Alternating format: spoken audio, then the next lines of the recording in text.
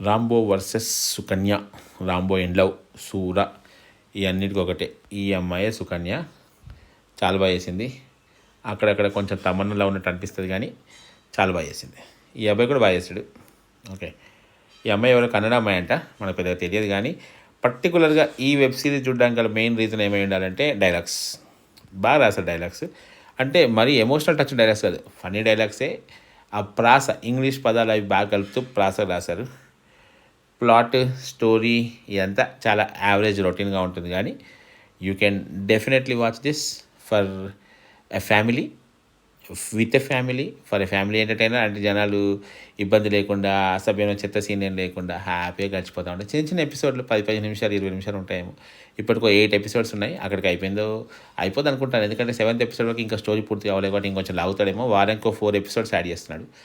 You can watch.